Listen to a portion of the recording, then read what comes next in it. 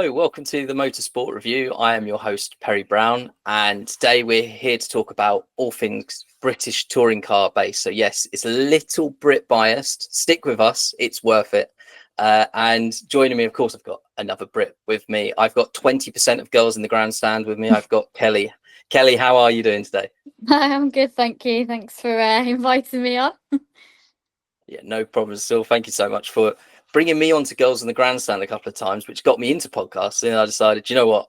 I actually want to do it enough that I'm going to have my own. So it feels like it's come full circle this year that I'd get you back involved with this and pulling you a little bit out of your comfort zone, saying, talk about British touring cars. Yeah, a little bit. Because you're a newer fan, but I think it's fair to say that you're a pretty passionate one at that. You've sort of dived straight into it, which is perfect for this podcast because that's what we want. We want people that give other motorsports a chance and then just full body into it and get fully committed into it. So a newer fan, but as I say, a passionate one at that. Yeah, I think it's only sort of been across the the 2024 season, it really got good for me. I did start a little bit before that and sort of pretty much chose my driver straight away. And Who is that? Jake Hill. Oh, excellent. Oh, So that's helpful as well that he went on to win the title last exactly, year. that's I think 2024 just made it for me. And I was at the last race of 2024 at Brands Hatch, and that last race, oh my god, it was amazing, incredible, the atmosphere. Yeah, so I'd say I'm pretty much hooked now. That's brilliant. Yeah, I've been following a little bit longer, but there was a stint where I stopped following for a little while, if I'm honest. But I used to go with my parents to Brands Hatch, and I've got to say, like the improvement in everything, which we'll get into, no doubt, in this. But the improvement across the board is huge, and so I'm really glad that I worked out that although I've moved a couple of hours away from Brands Hatch, that now I'm actually closer to Alton Park. It's quite close, and so I'll be there in June, I think. They're at Alton Park, so I will be there for 3 days. But we're here to talk about Donington Park instead. And you were there at Donington this weekend. Your first, well, not your first weekend of 2025. You actually went there for the media day, am I right? Did. Well, yes, so, I was there for both days. But I mean, again, that speaks volumes about the availability and the inclusion of British touring cars. The fact that they opened up the media day, and I kind of wish I'd gone to that as well. It looked like a good event, and it's part of the pre-season test. They do all the all the footage and shots. So yeah, a good day. But as I say, you were there for the race this weekend gone, and I mean, for a race day in the UK in April, you'd expect to have been taking your parka jacket, but the weather, my God, you got some really good weather this weekend as well. It was a very, very big contrast to the first weekend at Donington last year. Race day last year, we got absolutely drenched. All it did was rain up until about lunchtime. So it was very, very different. I actually came home with some sunburn this time instead. It's strange. I remember one year going to Brands Hatch. I went once in July and it just rained. That was when we went to watch DTM, and it just rained all day relentlessly. When they're in late September, early October the same year and got burnt, it's unreal. You can never predict the British weather, which is part of what feeds into British touring cars and why it's such a good event. So yeah, you had a good day, and you met up with some people, of course, some other fans that were there, and talk us through what did you get up? Did you watch all three of the races from the same place, or did you wander around the paddock a little bit? What did you get up to across the day? Well, we did. We watched all three of the races trackside. We watched race 1 and race 3 at turn 1, and then we watched the second race. I don't know the name of the corner. I don't know Donington that well, but the view from where we sat was absolutely mega. It was really, really great view, and that second race was really good as well. But for the rest of the day, we watched some of the support races, so I really enjoy watching the mini challenge as well. Really like they some really good race in the minis, and the Porsches as well. I think most of the support series that follow The British touring cars are just really, really good racing. So we tried to watch most of the races. Other than that, between the races, we were just wandering around, because the good thing about a touring car weekend is you can walk through the paddocks of all of the race series that are there, not just the British touring cars, but the Porsches and the Minis and the F4s as well. And so we just wander around looking at the cars, saying hi to any drivers if you walk past, because they're all very they will stop, they will say hi, they'll sign, and they'll take pictures for you wherever. So yeah, a lot of walking, a lot of steps. You do cover a lot of ground. It's Mm. I mean, as you say, that inclusion, that fact the paddock was open. I remember, again, as I say, I went to Alton Parks my first time there. I didn't know the circuit or my way around, and the next thing I know, I accidentally walked into the back of the paddock, and in my head, immediate panic. I'm going to get kicked out of here. I'm where I shouldn't be, and this is where all the cars are. And immediately, within seconds, Paul O'Neill, the TV commentator for ITV, walks past, and I'm like, is this for real? What's going on? And just walk through the paddock. I was with my 8-year-old daughter as well. She was 6 at the time, so try not to get her lost in the crowd and going, this is unusual. Like, I don't know what's going on here. And Yeah, you're just walking through, and there's just cars being pushed around. There's drivers that actively want to stand there and talk to you about their car and what they do, and yeah, all the mechanics as well. If you say, oh, can I just get a good shot behind, they'll let you through. It's insane. Like, people go to Formula One and spend a heck of a lot more money to go to Formula One and hope that they'll get even a fraction of what you can get from the British touring cars. So yeah, that's a massive part of it. So this was event one. So as I say, there's 3 races per event, and they're back at Donington just before the finish of the season, I believe. So round, like, race event 9, if you like. And let's talk about the price of the ticket, because again, I've just said, like, how much people sit there and spend on Formula One. But if I said to you £480, you'd think, oh, that's quite a lot. That would be a weekend ticket for all 10 events to go to every race on the British touring car calendar for the whole weekend as well. Yeah, it is absolutely insane how good value it is. If you can't get to a race venue, and there will be one near you because they're going to 8 different circuits around the UK, if you can't get there, well, you're just tuning on TV, because it's all free to air, and not just to the British fans either, but around the world. It's on ITV. So inclusion and availability and access are a fundamental aspect of this championship, and I'm sure, as you'll attest to, the racing's pretty damn good as well. I mean, the racing, I mean, don't get me wrong, obviously, I love F1. I do an F1 podcast. I've been watching it for years and years and years.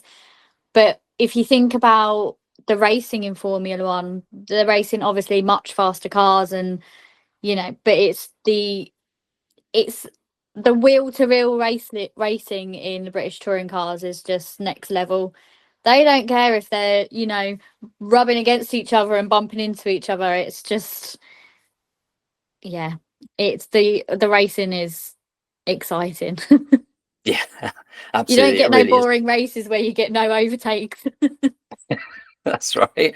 Yeah, it's I mean, it's fundamental. It's touring cars, it's in the name, and as you say, rubbing is racing. There's certainly a lot more of that that goes on, and at the same time, I don't think it's like, oh, I'll just lunge up the inside and shove you off the track. There's still a good amount of respect and level across them.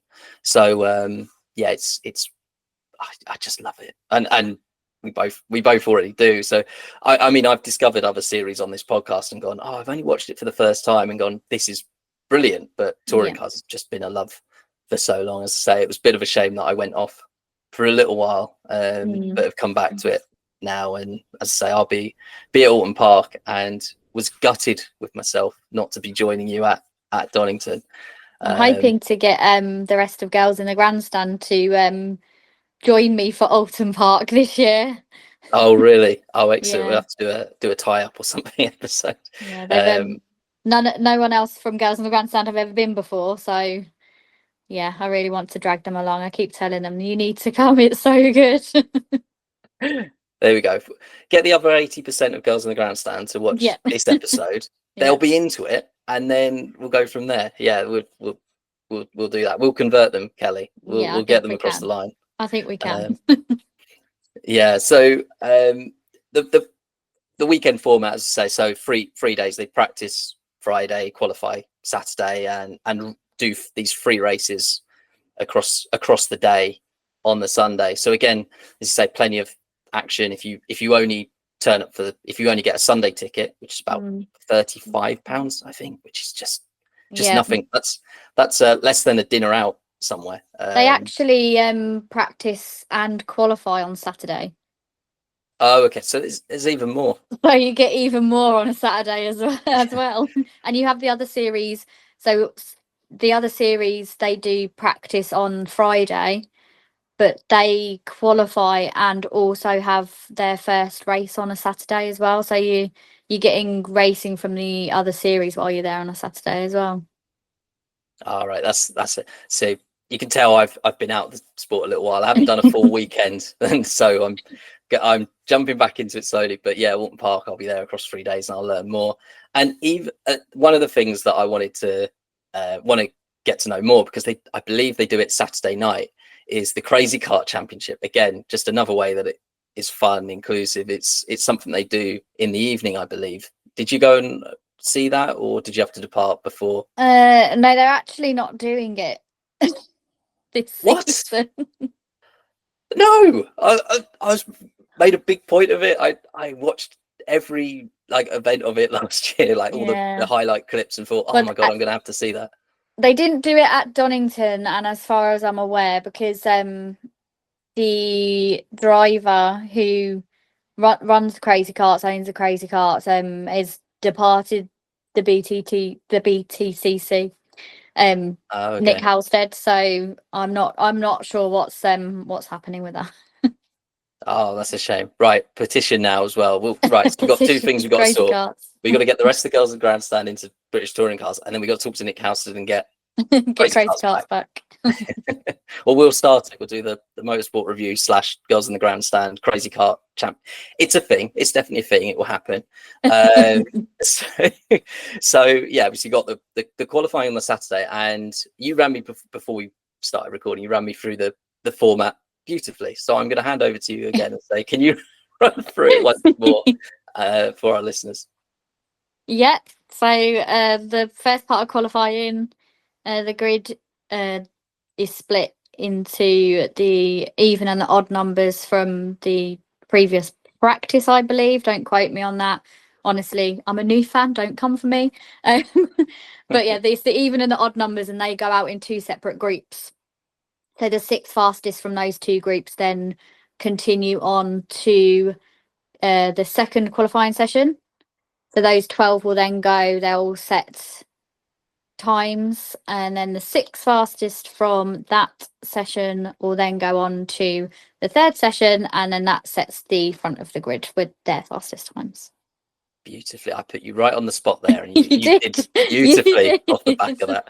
So yeah, as I said before as well, I said it's exactly similar to IndyCar. So if people watch IndyCar, and there'll be a lot of crossover there from Formula One to IndyCar. If you watch IndyCar, it's the same format basically to that. So nice and straightforward and entertaining throughout. You know, there's always stuff going on, and then there's I was going to say transition, because that's the IndyCar term. Like, can they transition from one group to the next? So yeah, so we get the grid for race 1, and then that's on like around about midday normally. I'd say like 11 something o'clock. Yeah, it's just before the lunch break for the day. The first race. It did seem odd watching that actually on ITV, and they said we're just going to have lunch. I was like, you've just started. Like, yeah, they don't show all of the stuff before that's happened in the morning. No. So it's brilliant that it's on ITV, but it fills my skybox every weekend. Oh, so 7-hour recording. Yeah. And you like shuffling through, going like, come on, I want to get between the races. Again, I don't hold it against them because it's brilliant, the fact we get all the support races. But yeah, it fills up the box, and I do wish slightly that they'd separate it out and do this is race 1, 2, 3 if you did just want to watch touring cars and maybe watch the rest if you've got the time, if that makes sense. But yeah, so then they have race 1, and that also sets the grid for race 2. So if you've had a stinker in race 1, unfortunately, it's going to hurt you for race 2 and probably race 3. And the grid for race 3 is my favorite thing about touring cars, because they do like a part reverse grid. Now, when we see it in other series, like Formula 3 does it, Formula 2 do it as well. It's set, isn't it? After qualifying, it will be the top 10, it will be the top 12 that will reverse. But touring cars, they do a random selection straight after race 2, and it could be anywhere. I believe it's between 6 and the 12 top finishers. Could be it's between 6 and 12. Yeah. So I'm not too rusty. I'm not too rusty at the touring cars. But yeah, it's really interesting. So it does mean you can save your weekend. You know, we've seen so many people in the past retire from race 1, recover in race 2 enough to get into that top 12 and potentially then start at the front of the grid for race 3. So yeah, it's a really good format. It took a few years, but they've got to where they are. And the next thing I wanted to talk about was like the sort of tire strategy, which is different and is part of the format. But a big question I wanted to ask someone who was there was apparently the light panel on the side sort of tells you what tires they're on. Now, was that immediately obvious when you were there trackside? So I think during sort of practice, there was a couple of teams that were maybe forgetting to do that, so they had to be reminded to make sure that they did it for qualifying and the race. But yeah, so the light panel was there last season, but that used to tell us when the drivers were using hybrid, which is obviously gone this season. So on those light panels now, the color on that light panel is the color of tires that they are using.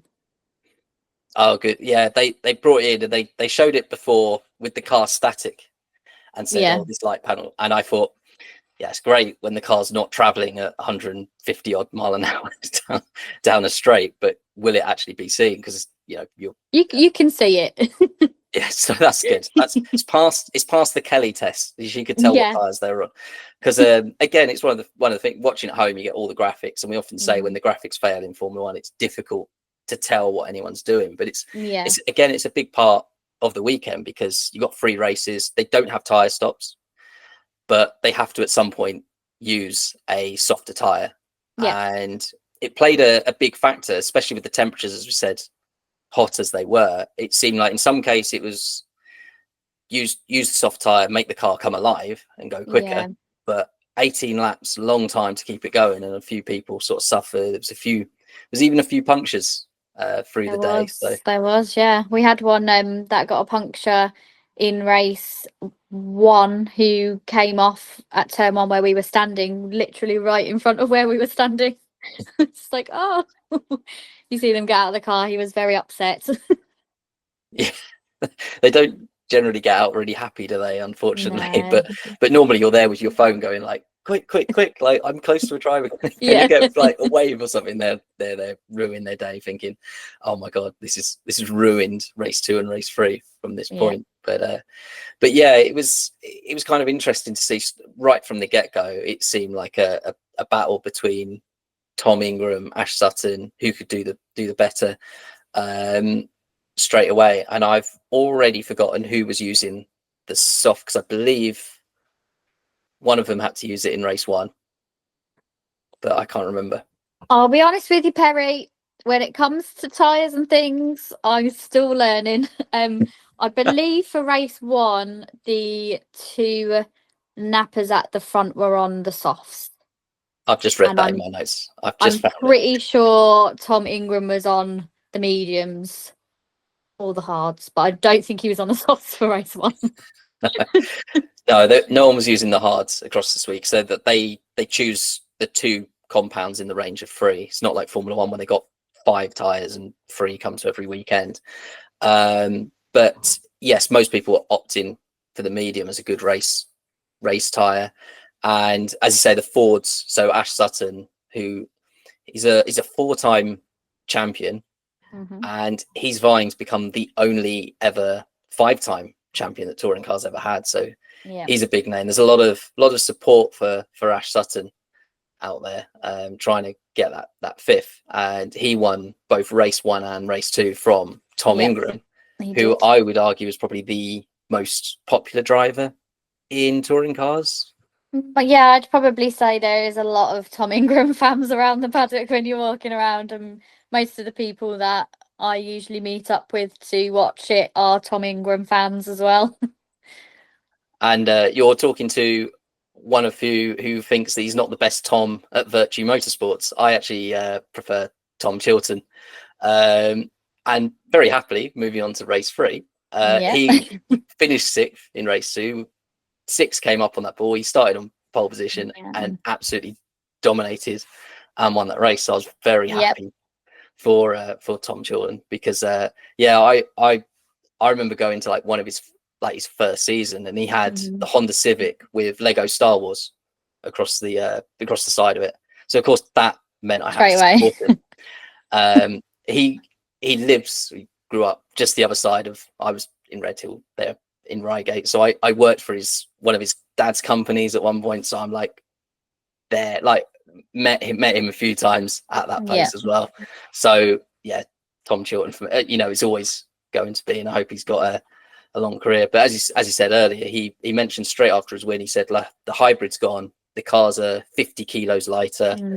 He's saying he's in the best shape of his life. I mean, I saw him 10 years ago. I'm not sure, but he's positive, and yeah, he looks like he's gonna take the championship battle, and he's sitting 3rd behind Tom Ingram and Ash Sutton. So we'll see whether he can make it a three-way title fight, because as I say, it seems like Ash Sutton versus Tom Ingram. I forgot the other name then for a second. But Jake Hill, as you said, you're a fan of Jake Hill. He struggled a little bit more this weekend. Yes, unfortunately, it was a very stressful weekend as a Jake Hill fan. I'm not gonna lie. Yeah, I think it seems that WSR are probably just lacking a bit of pace on their competitors at the moment. I think they're obviously aware of it, and I think they are trying to sort it out. But yeah, it's not been the start that I wanted. As someone that supports Jake and WSR, but yeah, I think early signs are showing it could be a Tom Ingram Ash Sutton fight this season. But hopefully, it's only been the first weekend, the first 3 rounds, so hopefully that does shift as the season goes on.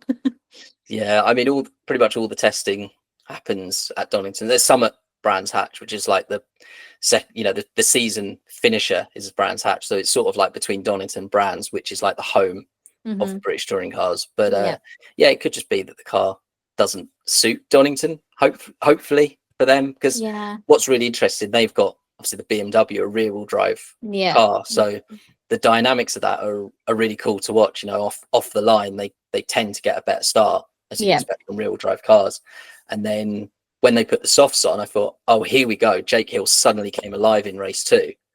And I thought, this is where they're going to shine. But unfortunately, again, he seemed to drop away a little bit then. But West Surrey Racing are one of the top teams of British touring cars. And if anyone can turn it around, then those guys can. Absolutely. Yeah, absolutely. And that is what I'm hoping for. Yeah, fingers crossed for Brands Hatch, which is the next race. You were telling me, because you're going to be at Brands Hatch as well. I am. I'm going to. I am going to go to Brands Hatch as well. Yeah, I've got family that live close by, so we're all going to go together for the weekend. It is fantastic. I'm still umming and ahhing, debating going myself. Brands Hatch, again, family nearby, very handy that is. So I just think it's a brilliant track. They'll be on the Indy circuit, so there's places you can stand at Brands Hatch and see pretty much half of the circuit in one go. So that's I think one of the other beauty of British tracks, that they're that little bit smaller, so you can see more of the racing, rather than, again, you go to Formula One, you see them whiz by, and then you have to wait a minute Yeah. in some places. Yeah. So it was a really good weekend. I got a shout out to Unlimited Motorsport as well, because Yes. we won't discuss Saturday. Saturday didn't happen for them. No. They may have qualified the last 3 places on the grid, but as soon as the racing went live, they came alive and they did some brilliant drives. So Dexter Patterson got jumped from 23rd to P11 in one Yeah, he had in an the race. absolutely great first race, Dexter did, and he won the Jack Sears trophy for the first race, which is just amazing. I mean, I'll be honest, Unlimited are my second team that I would say that I support, because I like Daryl DeLeon. He's now at WSR, which is quite handy for me. Yeah. But yeah, I like Unlimited too. And you were saying about liveries, so Tom Chilton's livery helped you decide that you supported him amongst other things, but Max Hall's livery, that is, I mean, my daughter, she came with me to Brands Hatch for the season ending race in 2024, and Max had that livery on his Mini in the Mini Challenge, and she just absolutely loves it. When I went to media day, she was just like, can you please get me a picture of Max Hall's car? I think he's going to have a lot of young fans, but yeah, I was happy. He's to so see young. them. I He spoke is to him at very, very young. Autosport, and he just comes across as someone who's just really enjoying like being a touring, like he's accidentally become a touring car driver, and he's just having the best life doing it. Yeah. So Definitely. I'm although it was his first weekend, and he went from 22nd to 14 in that first race, his first ever British touring car race, jumped up that high. So yeah, I'm massive fan of Unlimited as well. They've gone from a 1-car, as you say, they ran Daryl DeLeon last year alone, and then they've suddenly gone to a 3-car outfit over winter. They So have. this team are in a massive turnaround, which is fantastic for them. So yeah, big shout out. Yeah, I'm looking forward to seeing what their drivers do this season. Obviously, you've got Nick Hamilton coming back as well. So yeah, he'll be I'm looking forward to seeing what they do this season, definitely. Yeah, they've actually got the newest car. This is the only thing that I was going to say is a bit of a downside, is that we haven't seen a new British touring car for a few years. They've actually got the newest one. The Seat Cupra was introduced 5 years ago. Yeah. And everything else is 6, 7, 8 years old now. So I think that's the only thing with British touring cars that I have to say I'd love to see a new car. You know, someone a few years ago, I remember a guy called Rob Austin rocking up, and he had an Audi A4, and it doesn't seem that wild. An Audi A4, I've had Audi A4s. They're the most basic, blandest company cars you could ever get. But he was determined. He was like, no, this is a front wheel drive car, but I want it to be rear wheel drive. And he converted it to rear wheel drive. And again, it felt like a guy in a garage with his car, and he was just muddling it together. And then at weekends racing in British touring cars. And it's that kind of series. It's guys in garages creating monster machines that just sound and look epic. So yeah, it's as we've covered it, I think it's a brilliant series, and would urge anyone, if they're even remotely interested in motorsport and have never before, to just give it a go, whether that's to go to a track. I can't stress enough how cheap the tickets are. Yes, I paid like just under £50 to go for a whole weekend. It's insane. Absolutely, it is insane. So yeah, if you think about going go-karting, cancel it, and instead, rather than go-karting for half an hour or so, go to a British touring car weekend, and go and watch other people do it professionally. You're not as good as you think anyway. So I just lost 2 of my 5 followers. Was there anything else before we wrap up on that weekend? That was any other thoughts you'd like to share? Or no, I think I just echo what you just said. If anyone's even sort of remotely into motorsport at all, I would definitely recommend giving British touring car weekend a go. Just the the access that you get there, the price of it, it's just, and all of the racing you get, you definitely should give it a go at least once. Absolutely. Yeah, try everything once. Yeah. Except but I didn't say that. So that's brilliant. Oh my god. Right. I'm gonna call time on it. Right. Kelly, thank you so much. Oh my god. You're welcome. I Thank you might for have to having edit me that on. out. Yeah. Oh my god. Right. Yes, thank you so much for joining me. I'm hoping we'll get you back on soon. Maybe even the other 80% of girls in the grandstand as well. We'll talk about British touring cars later in the Yeah, season. hopefully I can drag them along and we can all come on and talk about it with you. But thanks for inviting me. No worries at all. Thank you for coming and holding my hand through this episode, reining me in. Not quite enough at the end. Oh God, I've got so much regret about saying that. I'm going to mute it. Anyway, I'm not sure that will go down well. Anyway, thank you so much for listening. If you are still listening at home, and this has been the Motorsport Review, talking about British touring cars. I hope you have a wonderful evening, a wonderful day, whatever you're up to, and hope to hear from you soon. Goodbye.